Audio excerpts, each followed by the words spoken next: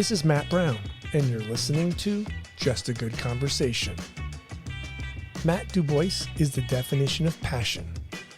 DuBoise is the president of Carolina Coops, which he designs and builds chicken coops. The business began in 2009 in North Carolina. The whole idea for his business started with a caring for a cute, fluffy chicken as part of a 5th grade school project. Carolina Coops is the gold standard in the chicken coop world. Matt's passion goes beyond the business as he helps his employees and others with their needs. At the end of the day, we would have this reflection meeting with the inmates and with Unconditional Freedom and just listening to them talk to each other. And then I would talk to them. It was eye-opening. I wish we could have caught more of those moments on camera because that's when it gets real. I'm Matt Brown, host of Just a Good Conversation. Take a listen to the archives. My guests have ranged from authors, athletic trainers, entrepreneurs, and model-turned-photographer and creative director, Chris Douglas. Modeling scouts come by and they were like, hey, they grabbed me and a buddy of mine on campus and were like, hey, do you guys want to model? And I was like, no. And they were like, well, it's for this brand, blah, blah, blah. And I was like, nope, no interest. And then he told me how much it paid. And I was like, okay, yeah, where do I sign up? So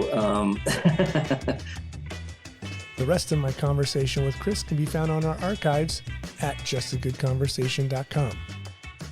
Let's take a quick break for a sponsor before diving into my conversation with Matt DuBoise. I have got a man with the absolute passion that matches mine. How are you, Matt? I'm doing great today. How are you doing? I'm great. I've been looking forward to this interview and conversation for a very long time. I love what you're doing. Thank you. Yeah, I mean, and we'll dive into it in long form, but what you're doing and what you saw, that little window and your passion for woodworking and animals, and this company became something is extraordinary. Yeah, I love that. I got to ask a question though. How did you find out? How did you see this? So, my middle son, he wanted chickens. So we had a bocce ball court in our backyard.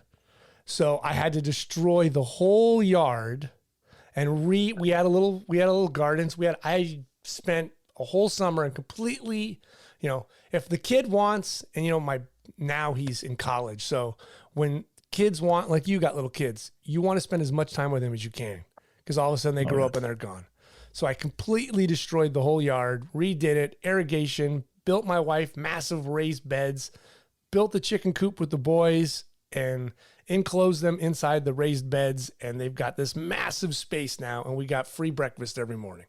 Nice. Oh, that's awesome. So you must have discovered us from our YouTube channel. Yep. Or so searching on YouTube, who's the man? And I, go down this rabbit hole like we all do on YouTube. And I was like, this guy's got a passion. Oh my God, look at him. He's dying in New Mexico in the heat. He's standing out in the rain in Alabama, getting drenched like a wet dog. He's got his crew out there. Like it's to the point where I feel like a third cousin. I've watched you grow for like 11 years from like starting out driving trailers to coming around. There was a time you were in California and I'm like, that was not that far from my house. I could have driven and seen you. Oh, nice. Yeah, we do. Actually, a fun fact, most of our coops are sold to California. Yeah, it's the big that's our thing. Largest state. Yeah, it's our biggest thing. So tell me this, where were you born and raised? Where did this Matt passion come from? Is it from mom? Is it from dad? Oh boy. So now I'm going to forewarn you. I just lost my father. Okay. So I've been a mess, but I am who I am. And I just speak from my heart. And I'm still struggling with it. I mean, right there, that just triggers an emotion. And I am so thankful because I wouldn't be who I am today if it wasn't for my dad. I mean, he was my hero. He kicked my ass when he knew I needed some ass kicking. The path I was going down, I shouldn't have lived past 18 years old. I drove my dad insane. And what's weird about that, and I can understand it now as a father, I kept trying to tell my dad back in those days, from 13 to probably 18 years old. I'm like, Dad, I'm good. What are you talking about? I didn't realize what it was like to be in his shoes, and he never gave up on me. Thank God. That poor man, what I put him through. And he just passed Now, it was the last day of February, and he was so proud of me. And that's what you want, right? When you're a son, you want your parents to be proud of you. And I grew up as the baby in the family. I have an older sister that's much older than me. And there's, I got the family drama just like everyone else. But, it definitely came from my dad. People have met my father who know me, met my father, and are like, man, his name was Jerry. They're like, Jerry, you sure we don't know you already? I feel like I know you. And my dad's like, no, never met you before. Then all of a sudden they find out, like, oh my God, you're Matt's dad. We are that similar. People tell me I'm cut right out of his ass. I come from the same, sheet of fabric, which I just absolutely love. And I hear it, especially, I'm 44 years old now. I hear his mannerisms now come out of me, and I just absolutely love it. So it definitely came from my father. But to answer your original question, I was born, I love to call it the communist state of New York because it is absolutely awful there. And I say that because I was born and raised in upstate New York, okay? Right between Rochester and Syracuse, a little town called Clifton Springs, New York. It once was world famous. Dr. Foster had this brilliant idea, come here and drink this sulfur water and you're going to feel better. Literally, our town smelled like sulfur up until maybe 10 years ago, until they were doing some dynamite, and I guess they screwed something up, and all of a sudden it doesn't smell like sulfur anymore. But a little town called Clifton Springs. And I'm telling you, when I say small town, we didn't have a street light. Whoa. That's how small I come from. And when I want to emphasize that, because when I tell people I'm from New York, they automatically think you're from the city. Right. And they forget that there's actually cows not that far from Manhattan. Like there's a whole nother world. Absolutely. I went to college down in Western New York, and that was my first time meeting people from the city as roommates. They're like, we got to go out and see some cows. I'm like, what are you talking about? They're everywhere. They'd never even seen a cow. It just blew my mind. Never seen cornfields. It's just what a different world New York City is from upstate New York. And I call it communist state of New York because sad truth is upstate New Yorkers, they're one of the toughest, hardest working, smartest people ever. Yeah. But we have to deal. Our lives are controlled by a completely different world, and that is New York City, and they're ruining it. Mm-hmm. They need to separate it, but I know that's a conversation for another day. But I just give every upstate New Yorker so much credit. And that's also the reason why we have the best food. Right. Because we have nothing else. Yeah, got nothing else. I mean, yeah, the weather is so bad there, they force you to have to eat something. Right. I mean, people forget that there's rolling hills, there's grass, it's beautiful land, but it's also very harsh in the winter in upstate New York. I mean, oh yeah. Whew, we got a double snow belt. We got snow coming off of Lake Erie, and we got snow coming off of Lake Ontario. So it's nothing for Buffalo to get. Gosh, I want to say one night they got almost 8 feet of snow. Oh. But you guess what? Life still goes on. We still have to go to work. Right. Yeah. I'm down here in beautiful Raleigh, North Carolina. They even hear there might be snow. Everything shuts down. They're buying all the milk, all the eggs. Oh yeah, I kid you not, it's no exaggeration. They don't know what to do with themselves. They don't. Did your father introduce you to woodworking? Or is that a school thing? He did, and he didn't mean to. So I grew up as my father's shadow. He didn't mean to. Oh, absolutely not. He cons my mother in one night. I'll never forget it. He cons my mother in one night. Now, we grew up poor. I want to say we're poor. And my dad just worked constantly trying to make ends meet. And my mother, I mean, I love my mother, but my mother was your typical textbook hypochondriac, whoa, me, da. And I now, again, looking back and realize what my mother put my dad through. So I give him that much more credit of just the hell he went through to constantly work and come home and never miss a beat when it came to us kids, especially with sports. He just absolutely loved sports.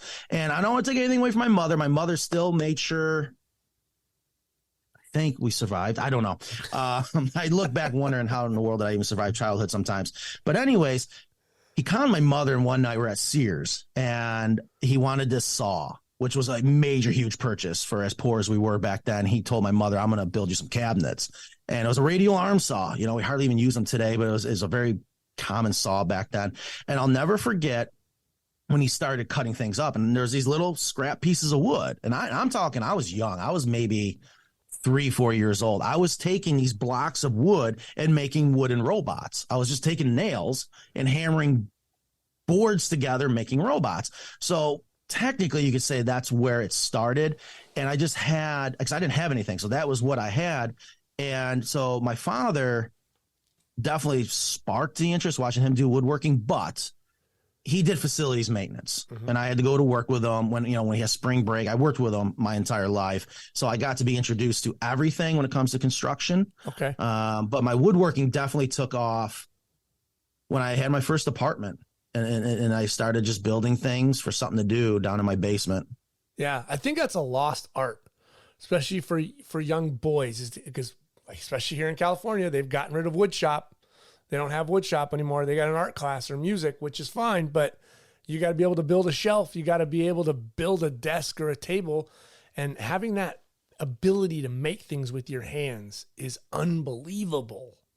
Yes, just even the art of creation with your hands. And that's one of the things that is so sad about this country is we are eliminating it, and we're going to be doomed because of it. You know, I tell you from my own business, there are times that we unfortunately have to buy things overseas, for example. And I've had to do a lot of networking with, China and Taiwan just to make sure, we keep the prices as affordable as possible for our chicken coops. Anyways, here's what I learned. In China, they are programmed not to think. They literally have zero creativity. They don't know how to create anything. That's why they always copy our stuff. Right. And what scares me is I'm seeing that here is we are just learning to copy and not be creative. And when you think about this country was all about giving everyone equal opportunity. Mm-hmm. It starts with saying, I identify a problem. How am I going to create a solution? And yeah, it starts with school. It starts in school. It starts with these kids. And what ticks me off about shop class is it's okay to have a little bit of risk. Right. We learn from risk. And when we start taking this risk out, we're not learning anything more. The old saying is you learn the most when you're punched in the face. By eliminating that, we're just doomed as a society. Oh God. Yeah. 100%. Did you guys have chickens in your family? Is that where's the chickens come from? Because there's you got woods and chickens. And so I know what came first if you only had wood and you didn't have chickens. That's right. So one thing that my father was so annoyed by me as a kid, I just had a passion for animals all my life. And I loved building things for animals. And he used to hate when I bring animals home, but he would let me do it, whatever. So did you find every stray dog in the neighborhood? I tried to, yes. There was a couple times he's like, get it out of here. I'm going to walk him around. I'm going to find him at home, da-da-da. And, oh, yeah, especially my mother. Oh, she definitely did not approve of me bringing animals home. But, it's interesting that you asked that question, because a question I get a lot is, Matt, how in the world did you even get into chicken coops, right? And it started for me. So growing up, no, I did not have chickens. Okay. Except for maybe for a weekend. And that's my story. Is when I was a little boy in 5th grade, it was probably the hardest year of my elementary school years and I didn't realize this. And I know I wish we could fix this. I know there's people that are trying to fix it. I hope to hopefully help provide a solution. But I sat at a desk and I couldn't sit still. I could not learn from a book. It drove me nuts. But here's what happens when you're one of these, and it's typically boys. I'm sure maybe it happens for girls, but it's typically boys. We're not meant to learn that way. We're meant to get out and learn with our hands for the most part. So what happens is when you're sitting there, you start to think something's wrong with you. You start to think, God, I am stupid. And you see these other kids just excelling. Anyways, 5th grade, spring rolls around. My teacher, who did not like me, it was election year. I was like Michael J. Fox. She didn't like me, but whatever. She brought in this box, and she brought in this styrofoam cube looking spaceship thing.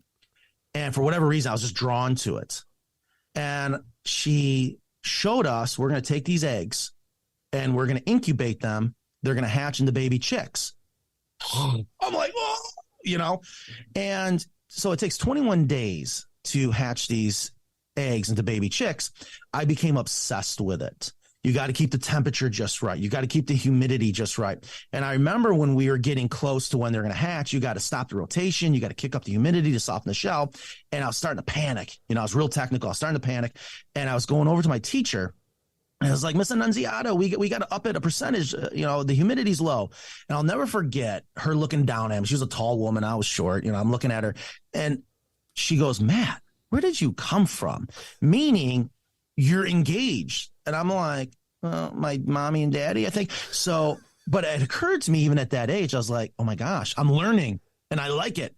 So that baby chicks hatched and we had a really good success rate. And it was Friday. And we were allowed, I want to say it was like 4 or 5 students were allowed to bring 6 baby chicks home. Whoa. For the weekend, right? And the teacher handpicked each one of us. And she got to the last one that's going to be picked, and I wasn't picked yet. And I'm like, come on, pick me, pick me. And she calls my name. And I was ecstatic. But here's what happened. All the students, almost at the same time, it's almost like it was rehearsed. Oh, no, not Matt. No, not Matt. I'm like giving them the middle finger in my mind. But at the same time, I'm so happy.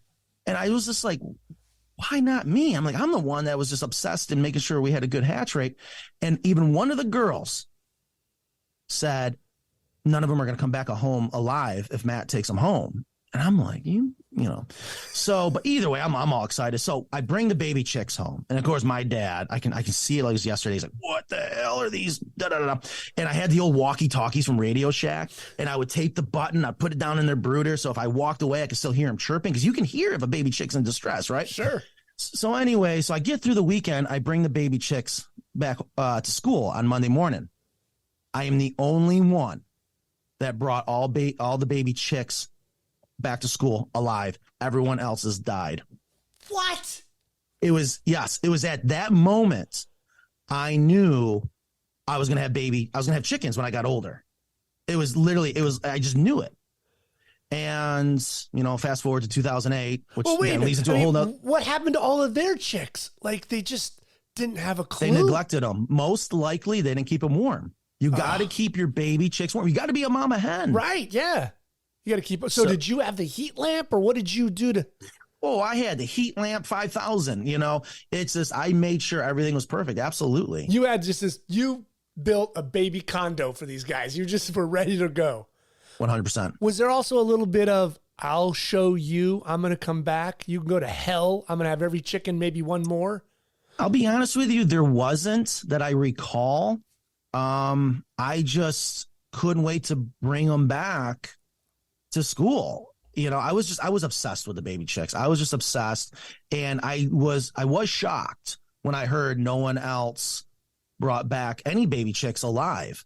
And I guess I can recall a second going, but then I was devastated. I was hurt more about the baby chicks not coming back. 20 some odd chickens that aren't with you anymore. What was the class response with you rolling in like this mother hen with all your chickens? These are good questions. I don't recall. I just remember, bringing them back, upset that the other ones didn't live. And, looking back, gosh, I guess I blocked out some of this. Well, that's a bit of trauma. I just remember feeling successful that I did something. And that's when I said, I'm going to have chickens when I get older. Like, there must be something going on here. For the first time, I learned something. I did something right. I did it on my own, and here they are. Wow. So, that's that little bit of farmer in you, right? Like, I'm going to raise these things. I've got my little hens. We're going to do this.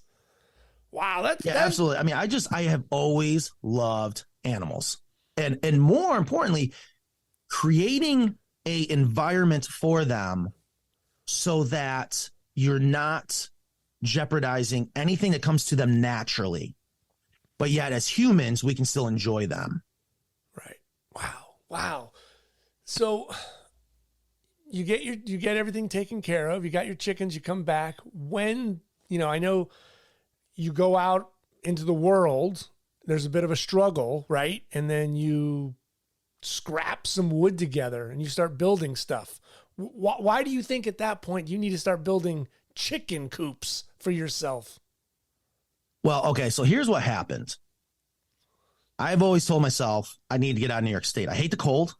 Okay. And I always loved politics, to be honest with you. And a lot of things as a child didn't make sense to me. Even growing up through school, I was like, the taxes and this and that. And it's a big thing, especially back in the 80s and 90s. People were always talking about getting down to North Carolina. And my dad even talked about it. So I was just programmed in my head, go to North Carolina. So finally in 2008, I was overpaid and underworked. I was bored out of my mind. And I told my partner, Nan, I said, listen, we're leaving. We're going down North Carolina. We're going to start a new life. And she's like, okay. So we went down. She was fine with it. Oh, yeah. Because that's a big decision. She, I don't know if she's ever really questioned anything I've done. I imagine she has, but she's just 100%. You got it. She did with her girlfriends quietly behind your back. Like, what am I getting myself into? I just remember she was just as excited, you know, and Okay. she had a great job. She was, you know, she was a bartender at a very high end golf course, and she made a killing. Right. We had a lot of money, and we were just living it up. And this is our late 20s by that point when we went to move, but I was bored. I was so bored. And See, I that's just wanted bad. That's bad to be bored. Yes. Doesn't That matter gets how you in a- much you get paid and what you're doing. If you're bored, that'll kill you. That's right. Oh, it'll do a lot of damage to you. It can get you in a lot of trouble. Yeah. You know, I tell my employees today, you know, a lot of people think that the more you make, the happier you are, and that's not true. Elvis Presley died one of the most miserable people on this planet. He could buy anything he wanted. You know, it's sad. There are so many people probably sitting in their cubicle right now, listening to this, making, you know, 6 figures, miserable. Right. You know what I mean? That's sad to me. That is so sad. But anyway, so when it was 2007, we decided to move down to North Carolina. We moved on New Year's, 2008, and got down to North Carolina. And I can go on and on about the whole story, but I finally bought my first house, and it was in Durham, North Carolina. Had a 1/4 acre, and that's when I told Nan, it's time. We're gonna go get some chickens. And she's like, "Are you nuts? We live in the city. We have no business farming this and that." I said, "I'll figure it out. I'll figure it out. I don't care." Because I love eggs too. I mean, I love animals, but the truth be told, I really love eggs. And it just made sense to me. Why not have some chickens? So at the same time, here's what happens. Nan could not find a job anywhere. I discovered the Good Old Boy Club. Okay. The truth is they're still fighting the Civil War in the South. They'll deny it. Okay. They hate us Yankees coming down. And to be honest with you, I don't blame them. All these Yankees come down to the South, and they try to tell the people, the locals here, how to do things. I'm like, guys, shut up. You're in their world now. And if anything, I've realized they got it right because they know when to relax. They know when to go call a timeout and go fishing. Anyways, we couldn't find I transferred with a company that I worked for a long time, but there was a huge struggle. They just didn't like me. Nan couldn't find a job. And I also found out I have a boy on the way. And up until that point, I always said I have no business having a child. I'm too selfish. I should never be in charge of another human being. But I found out she was pregnant, and you know, so we bought our first house, got a baby on the way, and I needed to make ends meet. But I didn't have money to go out and buy materials and build things. So as an exterminator, I'm going around to all these different buildings. I'm seeing these dumpsters, and this one day I looked in there, and I'm like, man, that's some good wood. I can build something out of it. Well, hell, let me just build my first chicken coop that I've been wanting. So I built my first chicken coop, and it was this little 2 foot by 4 foot by maybe 3 foot tall box. I had no clue what I was doing. No plans, no nothing. Just kind of just slapping it together. That's right. And I remember I found some beadboard. I found a bunch of beadboard in one of the dumpsters. I'm like, oh my gosh, this is awesome. So I was able to use beadboard. It turned out really, really nice. And I went and got 2 chickens. And I fell in love with it. I'll never forget coming home, seeing my first egg in that egg box. I ran right to the stove, ate my first backyard fresh egg, and I fell in love with it. I go, oh dear, I need more chickens. So that's when I decided to sell this little chicken coop. But I remember sitting there, and this is when Craigslist was just first coming out. And I'm sitting there at my laptop going, this is embarrassing. No one's going to buy this thing, but it was really, really nice. And I was like, no one's going to want a little chicken coop. You always picture these huge chicken houses, right? And I sold it in half an hour for $200. I couldn't believe it. I couldn't believe it. And I even asked the lady, I said, you sure this is a chicken coop? This is just a little shoebox. She goes, no, this is great. She goes, Matt, there's a lot of people that have chickens in their backyards. I'm like, what are you talking about? So the next coop I built, again, I'm pulling materials out of a dumpster, and I discovered an old shed roof that was just dilapidated, and it came off the structure, the walls, but it was just a roof. And I brought that home, and that kind of dictated the size of this new chicken coop. So I started building it, and I'll never forget standing there going, let's make it nice again. Why not? And it was going to be for like 20 or 30 chickens, if I remember correctly. Well, in the meantime, or at the same time, I left that old Craigslist post up just to see if there's something really going on based on what the lady told me. Sure enough, I kept having people call me, and I said, I'm sorry, I sold it. I forgot to take the Craigslist ad down. But I did have one lady from Greenville, North Carolina. I'll never forget. She called me up, told her, I'm sorry, I sold it. She goes, oh, that's okay. I was actually looking for something bigger. I said, really? I said, let me send you some pictures of the one I'm building right now. If you like it, I'll sell it to you. Took pictures of it, sent her the pictures. She called me back in like 10 minutes. She goes, how much you want for it? I said, $2,000, right? Thinking, there's no way she's going to spend it. She goes, sold, bring it to me. I was like, what in the hell's going on here, right? Probably one of the most difficult deliveries of my life. So again, I had no idea what I was doing. But anyways, the point is, after that, I'm poor. I have a baby on the way. I'm in, a whole new world down here in the South. But I just made $2,000 with my own two hands, pulling crap out of a dumpster and turning it into gold. That's when I realized there's something here. And honestly, I couldn't tell you my next chicken coop after that. And that was now 15 years ago. Wow. I mean, that is the absolute shock in that you make something, your love is sparked through a chicken, you want to build a bigger one, and it rolls into where we're at now. That is and that there was a need you didn't even know about. That's right. You don't know it's in New York. You come to North Carolina and you have no idea what you said. You were on a quarter acre, half acre. I mean, that's ideal to have chickens. That's perfect. Yes. Free range them, have the whole massive coop. And there were everywhere over North Carolina with a need, and you didn't know it existed. Had no clue at all. And that's why, a lot of times people, and I love this responsibility now, when people come to me for advice, I try to tell people, don't try to go find a problem to deliver a solution. Do what you love to do, and it'll come naturally, and that's what happened. I just wanted to do what I wanted to do. And I tell you, looking back, I mean, I've learned a lot of lessons, and I do love to mentor other entrepreneurs. And, a lot of people beat up your naysayers. They're the best fuel for your fire. And a true entrepreneur, I always tell people, you're born with it. You're an entrepreneur or not. And you're born with it, and it's like a disease. And you love your naysayers. And they told me I was crazy, but I was just like, no, I'm going to keep doing it. And it, without a doubt, is a huge component to this organic foundation that I know my company has been built on. Wow.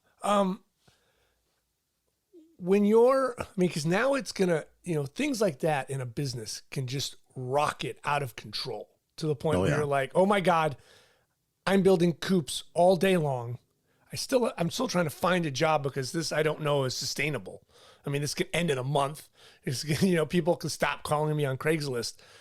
Where was the momentum? You build one, you build two, you build four, and then are you still juggling a job and you have a kid on the way? Yeah. Let me explain what happened. I mean, because that's a huge life moment. So my son was born. God, if you haven't seen it, it's hard. You just can't believe it. When you see another human being come out of the love of your life, you see that hair for the first time. If it doesn't change you and make you a better person, then there's something wrong with you. It made me a better person. That's when I realized that's what kids do. You just love them no matter what. And I went into a fight mode. I was like, okay, it's not about me anymore. I need to make sure I had to make sure my son was going to be as proud of me as I was of my dad.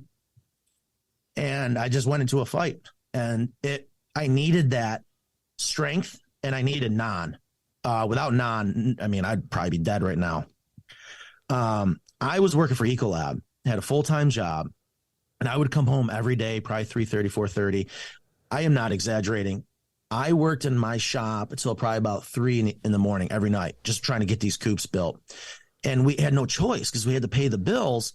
But I started to realize, I was like, man, I think I might have something here. And I just kept fighting for it. But I can tell you what, it was a fight. It was a struggle. The first 3 to 5 years of this business was hell. There was a moment that I thought we were going to go under. And, you just don't realize when you're starting a business how much you have to learn. And you can't really learn it until you go through it.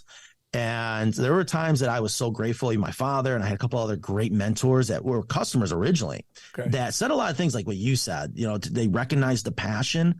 And I'm like, really? Passion? I'm just being me and da-da-da and whatever. So it was a fight. And then finally, I'll never forget talking to my dad.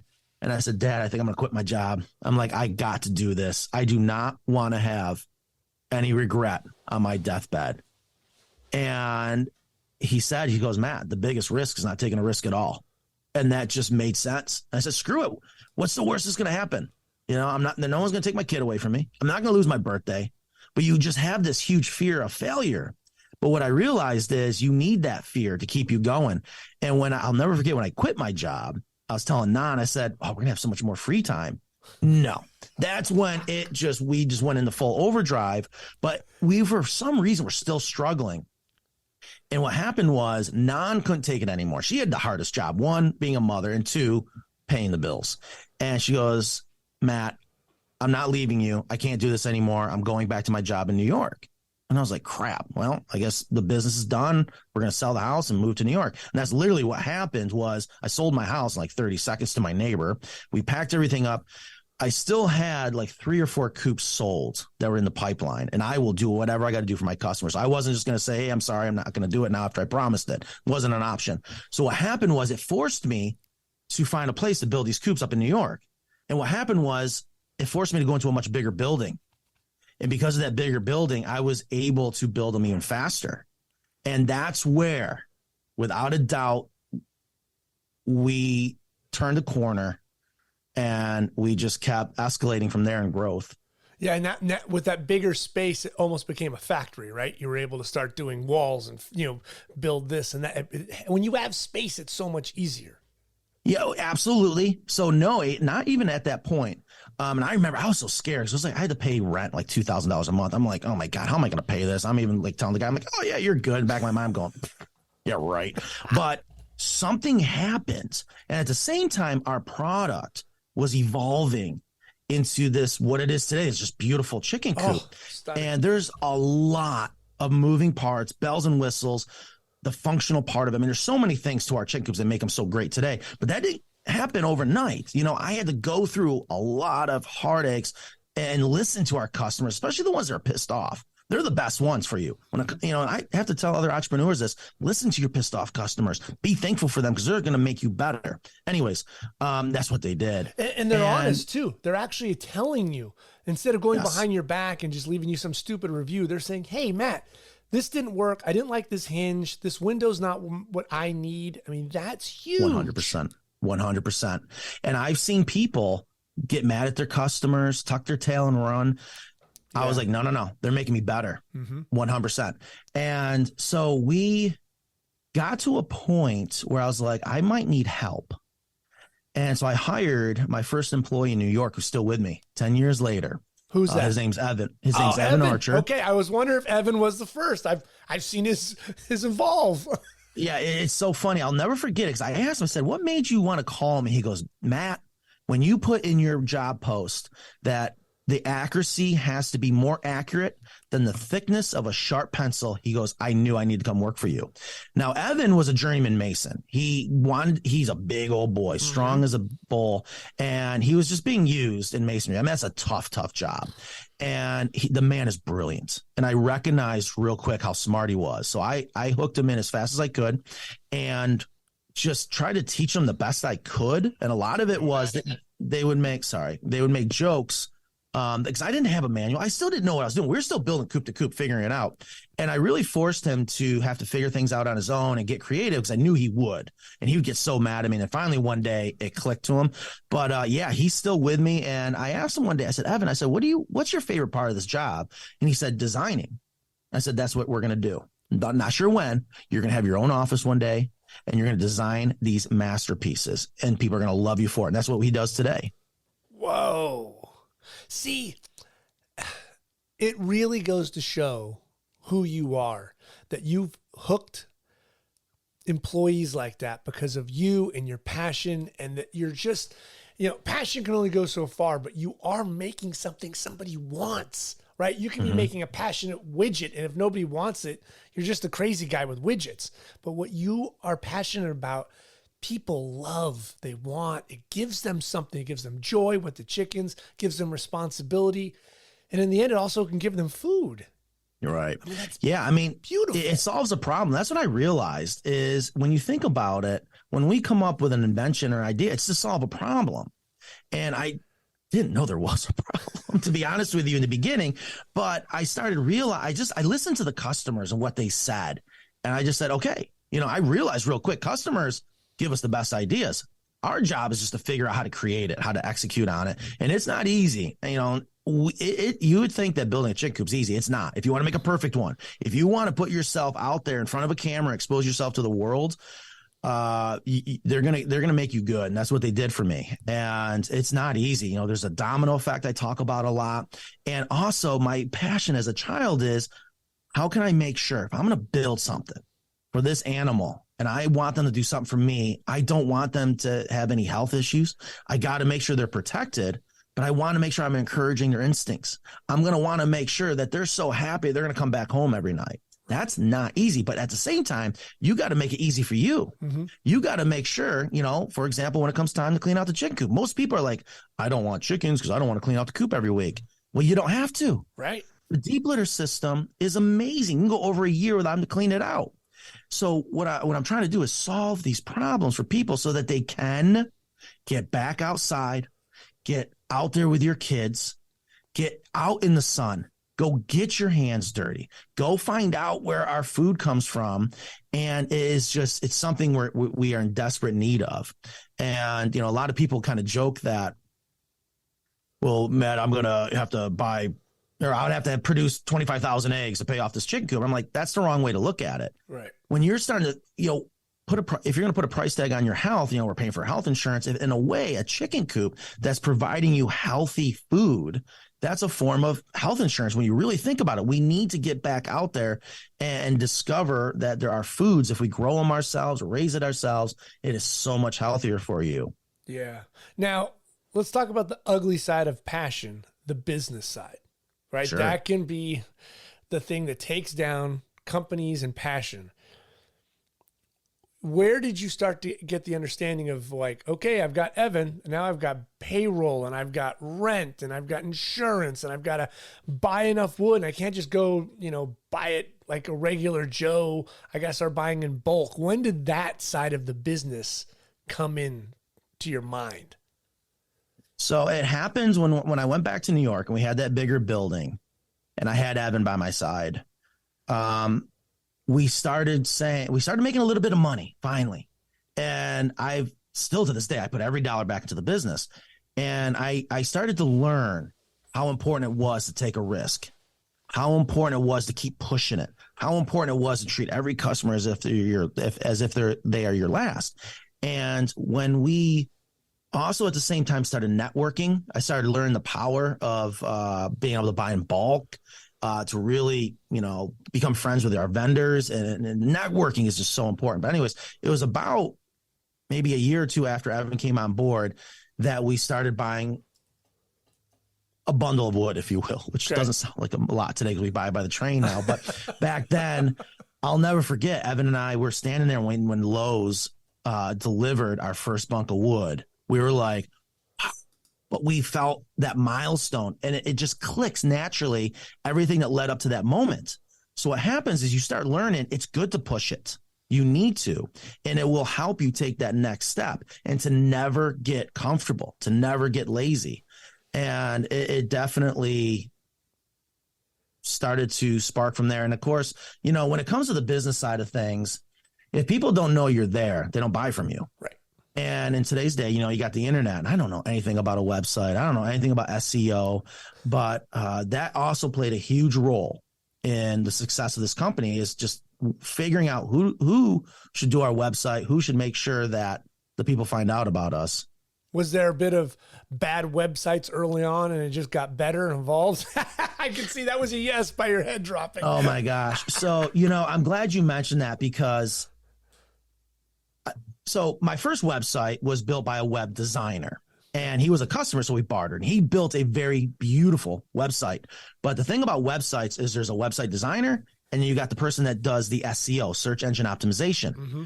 Very seldom do you have a designer and SEO person in one. You have to have the person that's doing all the back end work, making sure you understand Google, which is always changing, which is actually a good thing. So you can't monopolize on it, but you got to understand the algorithms.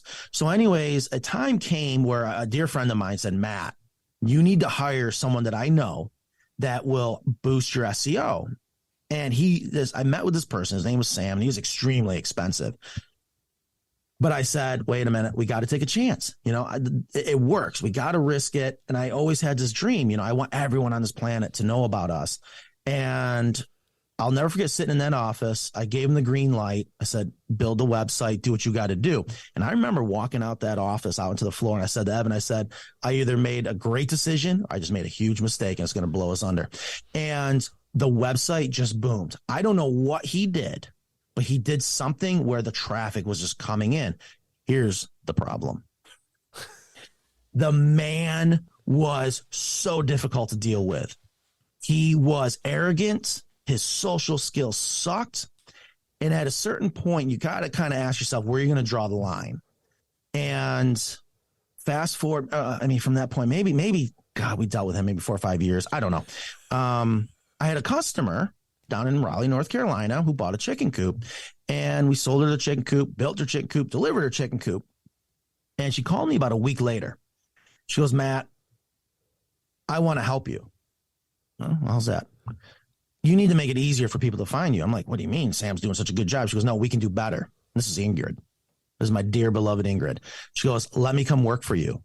And I'll never forget having this conversation with her going, are you sure? I think Sam has this magical dust that he uses. He proved to me he can boom the website. He can grow the SEO. She goes, there is no magical dust. You just got to trust me. And I realized I'd rather trust someone that wasn't a jerk, that was compassionate about her chickens and was a customer. So I took a major risk there, and it was one of the best decisions I ever made. I'll never forget when I fired Sam. He was taken back. He's like, no one fires me. I'm like, whatever, dude, you're a jerk. So, and I still have Ingrid today, and I think she's been around for 6 years. Absolutely love her, and that's another huge part. If you want a successful business, it may not always, you don't always maybe want to do business with the person that might produce good numbers, because that's really half of it. Right. The other half, which is my favorite part, is, are you going to get along with the person you're working with? Sure. So 389 videos ago on YouTube, when did you decide, like, hey, we got to start putting us on YouTube? And, wow. And not just doing that, recording it. Because, like, the first one is just an intro, and it is straight up 45 seconds of typical sliding photos of new coops you're making. What made you say, okay, we got to go and make it a reality show behind the scenes? So I'll never forget this moment. For the first time, I was able to go on the road to deliver the coops, assemble the coops for our customers with another employee of mine that still works here. His name's Sean. And I was able to leave Evan back. And I remember leading up to that, I was always like, man, imagine if I could just go on the road, put these coops together and have someone back home still building them. That'd be a huge success, right? So we've made it. Yeah, right. So here we are trying to figure out how to even load coops up on a trailer, which we were working way too hard. But anyways, we had a customer at that time in the very beginning of this. His name was Charles Glover, and super nice guy, and had a lot of long conversations with him. And we get down to do his coop finally, and we were way behind. I already had to break our date with him, if you will, 3 or 4 times. So he was not happy. So we finally get to his house, and we're assembling his coop, and he wasn't home yet. So I'm kind of stressing a little. I'm like, man, this guy, I hope he's going to be happy with his chicken coop. So we get towards the end of the day, his coop's almost done, and I hear this motorcycle rolling down this driveway, and his wife's standing there watching, and she goes, that's him. I'm like, oh boy, here we go. He comes up. He laid into me. He goes, you lied to me 4 times, blah, blah, blah, blah, blah. Just beating us up on our logistics side of things, our communication, whatever. And then he looks at me. I'll never forget this. He looks at me, he goes, now let me tell you what I love about you. And he just started saying things that I'm going, how does he know this about me? And he kept using that word you're using today, is passion. He goes, Matt, your passion is unbelievable. That is what makes you who you are and why people are going to choose you. But then he took my hands. He literally grabbed them. He goes, here's the other problem, though. Your hands should not look like this right now. You got a business to go run. And I will just never forget this moment. And in our conversation with him, we're talking back and forth about, what can I do? He goes, you need to get out there in front of everyone. And I remember saying, well, I'm kind of scared. I don't want people to see our chicken coops too much, or they're going to start copying us, this and that. He goes, that's your biggest mistake if you go down that path. He goes, you need to get out there, open yourself up to everyone, because they're buying from you. That's what I did. I just went full on videos. I opened up as much as I could, and we're still doing it. I mean, I got a camera crew here today. I want to expose everything to everyone. Right. And it's definitely a secret. I don't want to say a secret. It was a major part of our success is for me to grow a set of balls, get in front of the camera, show everything, the good, bad, and the ugly. Right. And people love it. They appreciate it. And that's why they trust us and buy from us. Of the 389, the one that I think is the gold standard, the one, if you did a tech talk, and you should be doing one, is the one in the Mendocino County Jail when you went there. That was, Matt, just like the Carolina Coop, like the gold standard. That is so sweet, so touching, showing a real side of people who are absolutely down on their luck. They're in prison. They have got all kinds of things, and you are so good there. I mean, it is fucking an Emmy performance on how sweet and touching that video is. How did that come about? So we were contacted by, God, I'm going to need a second to come up with the names. It was a nonprofit organization, Okay. Unconditional Freedom. Mm-hmm. They called me up and said, Matt, we really love your coops. Would you be willing to donate a coop to this thing out in Mendocino County to allow these inmates to have a chicken coop out in their yard? And I got on the phone with them. So it was an email, and I read it. So, okay, let's get them on the phone. So I got them on the phone, and they're pitching the whole thing to me. And I said, listen, I'm going to do one better. I'm going to come out there with you, and we're going to do it together with the inmates completely for free. I'm going to donate this coop. I'm going to donate my time. I want to be there. I want to be shoulder to shoulder because I so was hooked and believed in what they're doing. And that is show some love. Mm-hmm. That's all they need. The reason why they're most likely in prison is they were never truly loved, especially tough love. Right. And I said, wow, this is awesome. And I knew I always love a challenge. And I thought there's going to be no bigger challenge than trying to put a coop together in a prison yard, surrounded by razor wire with inmates. And we did it. You know, I met with the sheriff, super nice guy. Sheriff Kendall, what an amazing man. He too believes in it. And it just all made sense to me. So we put this coop together in the shop. We cut it in a million parts. We didn't assemble it in panels like we normally do. Right. You know, we got to make it even more harder. So we send it out in a bunch of parts so that we can even assemble the walls and then assemble the coop out there.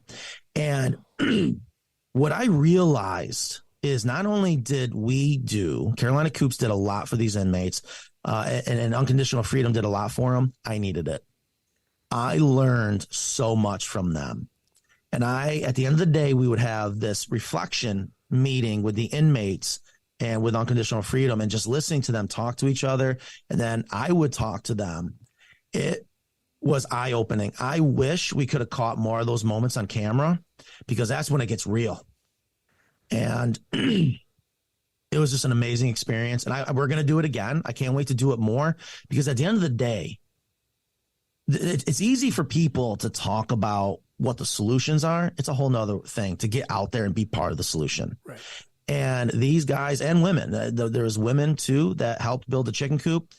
They absolutely loved it. They were in tears. You know, they can relate. You know, their chickens were in this little tiny jail cell of a chicken coop, and they couldn't wait to get them in this big, beautiful chicken coop. That they built too. That was the amazing part. They did it. You didn't just drop the chicken coop off. That's right. Oh, yeah. We were out in the prison yard. We were there for a week or so and filming, and I was teaching them things. I was doing what I guess I normally do. I was showing them how to use a transit. I made sure they knew how to read a tape measure. And something I'll never forget, and this just sounds so crazy, but it happens. They asked me to have lunch with them. And I felt so honored to come into their world. Because here's what a lot of people may not realize unless you're on the inside. Food is gold. Like you don't realize what you have until it's gone. And the prison food's not that good. But they asked me to come have lunch with them. And I just felt so honored. And I sat down, had lunch with them. And we had a great conversation. And it just blew me away. And it really helps put things in perspective. So it was it really was so good for me as much as it was for them. Yeah, I mean, you make chicken coops and you put them in people's yards, and it might, affect their family and the kids are happy and stuff. But that video shows you absolutely changed lives that day. Oh yeah. That's awesome. Absolutely. Yeah. And that's where, again, I mean, chickens, that's the power of chickens.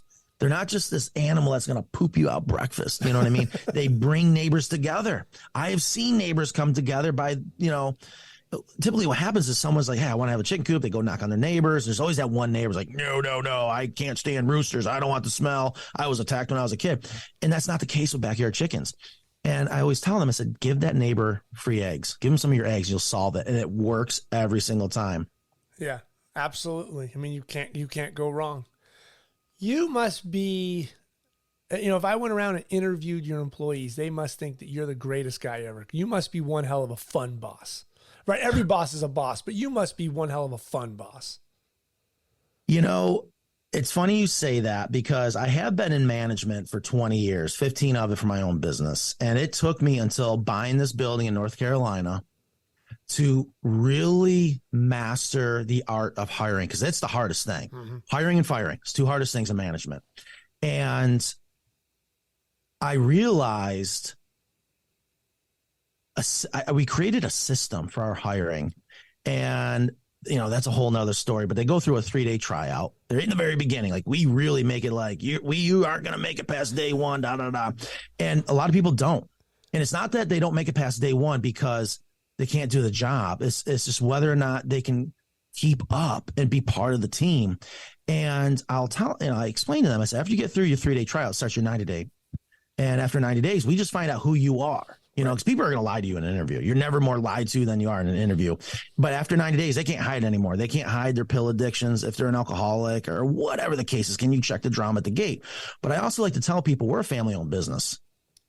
And I love the times that my employees will come to me and ask me for help. And 99.99% of the time, they deserve it. And I get to change their life, just like they're helping change mine. We have helped. We got employees going through rehab. We got employees that came out of jail. We got employees that wanted to buy a house.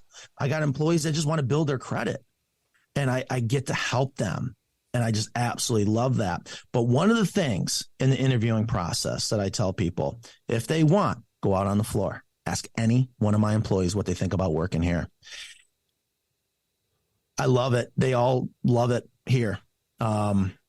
Somehow we've created a filtering process, and it's not always perfect, and we do have quite a few employees that don't make it through that 3-day tryout. Sure. Because we don't tolerate crap. And I don't, they don't have to, these new employees don't have to make me happy anymore. I always tell them, you got to go impress those people out there. That's your team. Mm-hmm. And they're going to tell me if they don't want you here.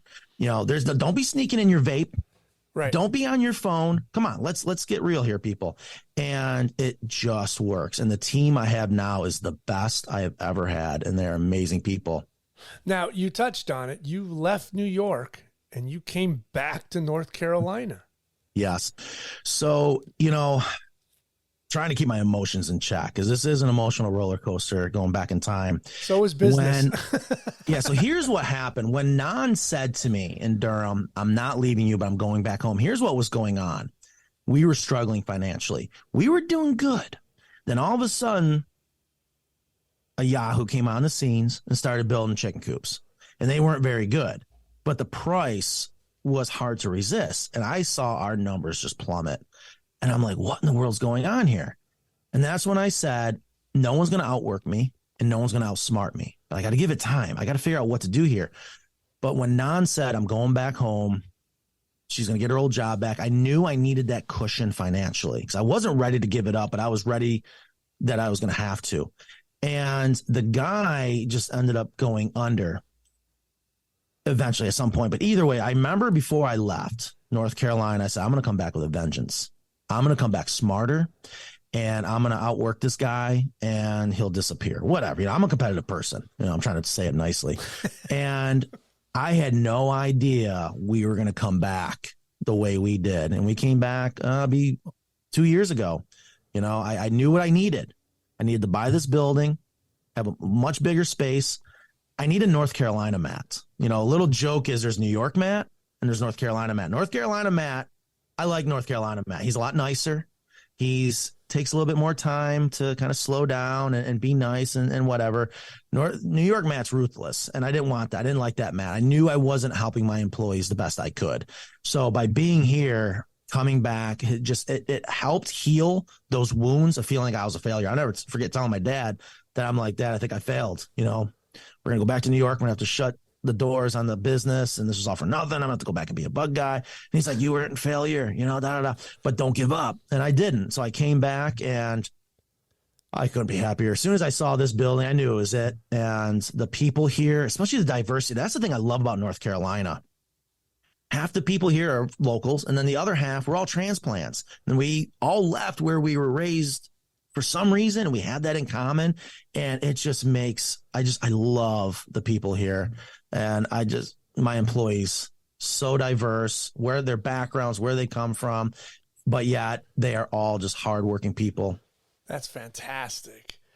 Talk to me about this evolution of the coop from what you've started to where you're at now. I love, the Carolina coop, the American coop, the California coop. You have all these coops. You do custom coops. I mean, you did a modern coop out in Vegas. This very modern looking coop. Oh yeah. You let Evan start to design. Do you guys ever sit there and go, oh, we hit on something? Oh yeah. So here's what happens. Here's what you have to learn as an entrepreneur. I was making this mistake, and I realized it was a huge mistake. Don't try to sell something at a price point that you are going to buy it, because it's not your money. Let the customers decide. That's the beautiful part about a free market.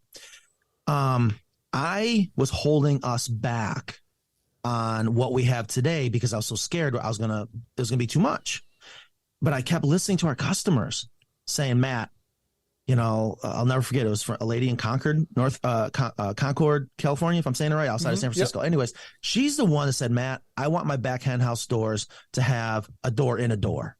I'm like, okay, a little weird, but let's do it. And I figured it out. One of the best parts about our chicken coop, but it kept adding to the price. And I was so worried. I was like, we're going to put, price ourselves out of the market, but it never happens. And then when I also realized through the evolution of our chicken coops, we didn't just raise the bar of what a backyard chicken coop should be. We reinvented what a backyard chicken coop should be. But listening to what people wanted, walk in, run, gabled roof. And I'm like, man, this is going to complicate things. But I always knew if we were able to take these coops that kept getting bigger, and that's what chickens want. They want a big chicken coop. This is where I could say size does matter. They want a big chicken coop. The biggest mistake you can ever make is building too small of a coop for your chickens. But I didn't let that scare me, and we kept solving problems, especially taking 90% of our coops get shipped out all around the world. They're all panelized. We've really learned how to panelize a chicken coop that it's one thing for us to put it together. We can put a coop together real easily. I got to make it so our customers can put it together. So we just, every day, you just keep chipping away and making sure you're improving somewhere. You don't ever want to get comfortable. You don't ever want to think, okay, that's good enough. No, you always are trying to figure out where you can improve. And, another major part about the evolution of our chicken coop is putting a roof together. That's kind of scary. And my goal has been, I want to design a chicken coop that anyone can put a coop together. I want people to get out there and challenge themselves, especially if they never use a screw gun. No big deal. I'm going to show you in videos how to use a screw gun.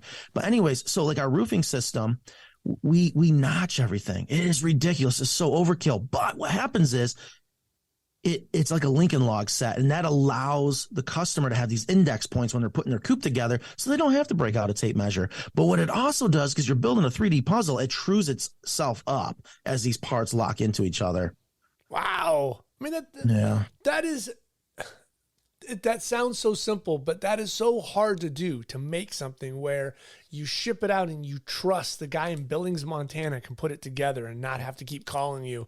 I'm missing pieces. Things aren't working. My joists aren't connecting. My footing's all wrong. That is unbelievable. Yeah, I tell you, and I love when, like, we did a huge custom coop a couple of years ago out in Santa Fe, New Mexico, and he was a structural engineer. So I felt a little intimidated. It's a super smart guy, and he taught me so much. But anyways, he couldn't comprehend how we were going to build his coop and then our style of building. He's like, man, it's not going to work. It's impossible. Because when you build a large building, you stick frame it, you plumb it up with a level, you do this and that. No. we decided, I trusted Evan. I said, Evan, we're going to build this huge chicken coop just like our smaller ones. And that is, you're going to draw it up and we're going to cut every board as a giant kit and it's going to fit together perfectly. And that's exactly what it did. The structural engineer, he kept coming out. He's in awe. He's like, I can't believe this system works. I said, yes. I said, just because there's 3 numbers now instead of 2, doesn't mean the system won't work. And yeah, it's just, I love when good builders, the ones that are really good, they're the ones that say, Matt, I can't believe it. The accuracy and how well it goes together. It's a recipe that's worked for us. I know you don't want to say, this or that over the best, but what has been one of your most memorable builds where you went out to the site and you were absolutely proud you like knocked it out of the park? Give me 1 second. I'm on. All right, sorry. Gosh, there's so much I would love to talk about, but I can't. I gotta. There's so much personal things to it, but let me just say this. There was a person I disliked very much back in, I think it's going to be 2015, and he was a thorn in my side, and he was an obstacle for certain parts of the puzzle that I needed to make sure this was successful. And one of the things he said is, you'll never sell a coop to the Pacific Northwest. I'm like, all right, watch me. Here we go. And I was worried. There's always that other party going, man, it may not happen. And we did it. We built a beautiful Carolina coop, mortise and tenon, which means it's out of 4x4s. It's built like just how they did woodworking 1,000 years ago, 2,000 years ago. And we loaded it up into a trailer and we had to drive. It was going to be our longest drive at the point, from New York State all the way to Vashon Island outside of Seattle. That alone is a success story just to make it there in time. But then we had to take a ferry to get out there on the island and then get into this gentleman's property to put this coop together.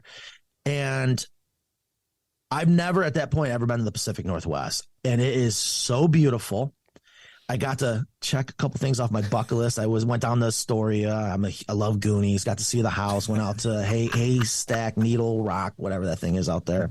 Anyways, just a whole nother world, similar to where I'm from, but different. Big, giant Douglas fir trees, beautiful, wet, green.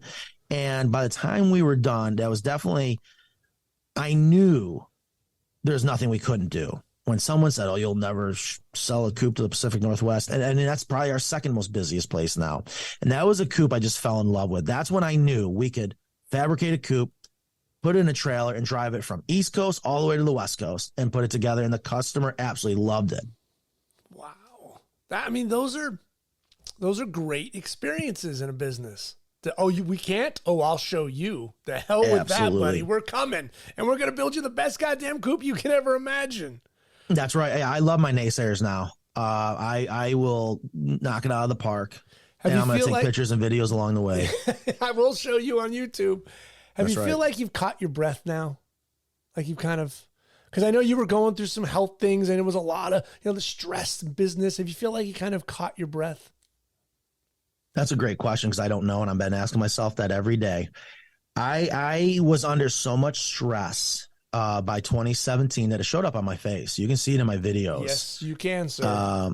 I have vitiligo that the doctors, no one really knows where it comes from. And it's an autoimmune, if I remember correctly. And the doctor said, he asked me, how's your stress? And I almost just fell apart there because I try to hide it, and I don't, whatever. I tried to hide it. And the doctor, I realized he sees it. And I told him, I said, it's not good. And he goes, you reduce your stress, your vitiligo will probably stop. And I said, it won't go away. He goes, nope, you got that permanently. And I was like, crap, that kind of sucks. But anyways, I made some decisions to reduce my stress, and thank God I did. And it worked. And there's personal and business part of it. Mm-hmm. And at the same time, one of the things I realized is, yes, I love that we've grown. I love that we have our high-end luxury custom chicken coops. I love that we have our production coops because my mission has been I want a coop for everyone. But I feel like still a bigger dog still chasing its tail. But when it comes to do I see the light at the end of the tunnel, I think I'm just now seeing it in the past month, to be honest with you. Even yesterday, for the first time, out in front of this building of ours, I have 4 coops on display. I've never owned a coop myself. Just never could. The plumber always has the leaky toilet, right? That's right. And I no one saw it. I fell apart in tears because it's something I always saw in my mind. And a part of me on one shoulder is telling me that it's never going to happen. And the other part of me on the other shoulder said, it's not an option. We need to do it. And I knew my dad was smiling.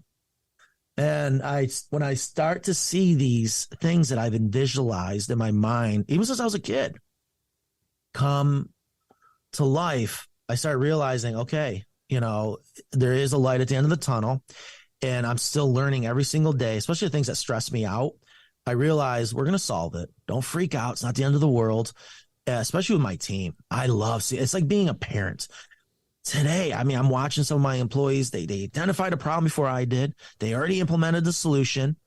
I just absolutely love it. And they're doing a better job than I ever could. That's got to make you glow as the owner and as a person. Oh, absolutely. Yeah, my job isn't to build coops anymore. My job's not to design. My job is, 1, make sure no one gets hurt. But number 2 is to develop a team, to make them the best they can be. And that's what a coach does. Especially, I got another great success story. A good coach can see something in someone and they don't see it. They don't see their talent. They don't see their whatever it might be. Right. And I just love that challenge. And it's so rewarding when I have other employees come up to me and go, I guess you're right about that person. I said, yes. I said, learn from this. Don't just discount them. Yeah. That's a tough one. That's a really hard thing to master, but it's so rewarding. You don't know when you're going to find that Tom Brady in the 6th round, right? That's right. That's right. That's exactly it. Yeah. And so if you can find 1 or 2 here and there, and those guys can actually do the work, that's what you want. Absolutely. And they spread that goodness, because if they're not good people, if they're not hardworking people, they don't have that heart, you have the opposite. And that becomes a cancer. That becomes a disease in the business, in the company. So let's go back to, if you could be the 5th grade Matt again, are you guys even thinking about maybe doing tours of the facility for like school kids? Because I think if kids saw what you were doing, you could spark so many kids with like, oh my God, woodworking, chickens. And you can like have this little evolution of like, you could be like the missions in 3rd grade or everything cool for kids. Has that ever crossed your guys' mind? It's on my list. And fantastic. When you mentioned, do you see a light at the end of the tunnel? What I have warned my team here, I said, I'm going to retire. I'm going to go on to my next thing. They don't know what my next thing is. It's time to pay back. It's time to give more than I've taken. And I suffered through school. And it wasn't until I went to vocational school and I went to a tech school that I got to learn my hands. I excelled. And it made me realize there are so many kids, again, especially boys, we're trying to educate them in a way they're not meant to learn. So we lose all that, and they end up bored. They end up thinking they're stupid. And next thing you know, they're on drugs or in jail, and boom, the life's wasted. Right. I am not going to take all this hard work that myself and my team has done, the success that the customers have given us, and just let it go to waste. I absolutely, you got to get into the schools. You got to get the kids out here, and I need to share. And this is why I love talking about this. I need to share the story because I lived it. The American dream is still there. You just got to have a set of balls and the willingness to work your butt off. That's it. There is no secret to have a successful business, but balls and work like crazy. And when you're about ready to give up, that's when you start sprinting. That's when you're about ready to give up, that's when you know you're onto something and you got to really push through. And I went through those moments, and there were times I wanted to give up. There's times I just wanted to throw in the towel, and I said, I can't. It just wasn't in me. I will regret it. And thank God I didn't. And I want to bring kids in here. We actually do a little bit of it now. Now I think about it. We volunteer our time hatching eggs, actually just doing exactly what was given to me, hatching eggs in the classrooms. And the kids love it. I have so much fun. Even the teachers are in awe, and they're asking a million questions. And I tell you, my favorite story, there's one time we did it and one of the eggs didn't hatch, so you're candling them, right? And you can see that they were developing because it was really dark inside, but it didn't hatch. And all the students, I think they're kindergarten kids at this time. They're all sitting there crisscross applesauce, and the teacher's like, and I go, do you guys want to crack this egg open? Let's see what happens. And that's like today's a big no. Don't show them death. Don't show them da-da-da. Don't. And the teacher's like, no. All of a sudden on cue, the kids are like, crack it. I'm like, I got to do it. So we cracked it open. And what happened was there's 2 chickens and 1 egg. And very, very seldom will they ever survive and hatch. And they got to see it. And that's what these kids, they got to see the good, bad, and the ugly. It's the only way for them to learn. But we just had so much fun. And then that's what we all need to do as adults, as parents. We need to give back to these kids, not give, but have them earn it. Right. And that's again, for a whole nother story that I've become very, very passionate about. That's fantastic. Leave me with this. What is your top 3 advice for people who own chickens now? Do your research. Don't just listen to me, even though when I give my opinion, I'm going to back it up and I will always explain pros and cons. Always remember, where did chickens come from? What did they do before coops were invented? And that's why we do what we do in our chicken coops. Understand, chicken math is real. You think you're just going to get 4 chickens? No. You then plan on 24 chickens. Trust me. And I guess the number 3 thing is, if you're not going to buy a coop from me, and I say this all the time, if you're not going to buy a coop from me, that's fine. Learn from us. I'm not telling you to call up and ask for my recipe like some people do, but learn about the basics and get out there and build your own, but don't make the biggest mistake and that is making it too small. Right. Yeah.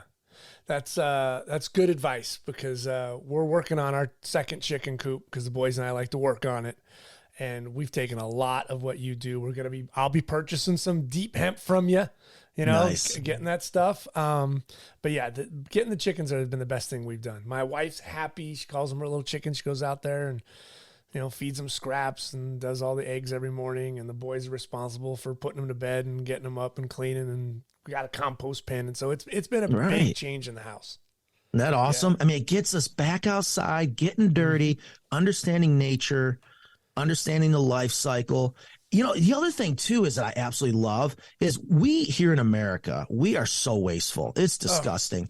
And the thing about when you're on a farm, if you set it up right, you get to take what you have left for table scraps, give that to your chickens, let them eat it, and they're going to give you back eggs. I mean, the recycling on a farm is just so much fun. Even in a city environment with backyard chickens, you don't have to waste those table scraps anymore. I did the math, and we are doing 1.5 less bags a week in trash because it's going to the chickens. Nice. And you're also going to save on chicken feed. Yep. And then when you're deep littering inside your chicken coop, like you do with Carolina Coops, when it does come time to clean that out a year or 2 afterwards, that stuff is gold. Right into the Miracle compost. Grow has nothing on chicken droppings. Yeah. And you can take this and again, recycle it. It's not waste, it's gold, and use that properly to maybe an anaerobic or an aerobic state compost, and then put that on your garden or your trees or whatever you want to do with it. Chickens they give us so much in return for the very little they do. And that is walk around and eat and poop out an egg, Matt, you are absolutely the best. You would make a fantastic neighbor. That's how I judge people. You would be a great neighbor, man. Well, thank you. I appreciate that. This is something I've wanted to do so bad to talk to you, because I like I said, your passion, your business that you've built, your employees, I see it in the videos. I love watching your evolution. I've seen your pain and your struggle and your happiness and your joy, and you keep doing what you're doing, sir, because it is beautiful to watch. Well, thank you. And I can't thank you enough for taking time to watch that. I forget how much people do watch the videos. I love when they come here and they think I'm a movie star. I'm like, no, I'm just Matt. I'm just here. And I go get out there and thank them. Yeah, that's right. That's right. But I appreciate you taking the time to watch those videos. No, it's fantastic. It's way better than the crap that's on regular TV. It's nothing like watching a grown man sweat, like I said, and almost drowned in the middle of the South. Yeah, that's right. Oh my God. Yeah. God, there's so many stories actually about the videos. Oh, especially with the kids. It's funny. There's been children that go to bed watching our chicken coop videos. You know, we've had children in hospitals that were sick, and that is what got them by, is watching our videos. And the parents will call us up. They'll send us gifts just saying, Matt, thank you so much for your videos. My daughter has leukemia, and this has just been her go-to video every night in the hospital. Oh, man. Yeah. Oh, yeah. That's So I can't thank you guys enough for watching them. All right. Well, if I ever make it out to North Carolina, Raleigh, I'm going to stop by, and I'd love to shake your hand and buy you a beer. So, we'll do the same thing if we make it back out to California. Yeah, you let me, if you're in Southern California, I'd love to drop by and watch a build. Absolutely. All right, you're the best, Matt. I appreciate your time, sir. You too. Thank you. Thank you for listening to my conversation with Matt DuBoise. If you enjoyed this episode, please click the like button and become a subscriber to the podcast. Remember to follow the Just a Good Conversation podcast on Instagram, and you can find all of our past shows on the website at justagoodconversation.com. Thank you for listening.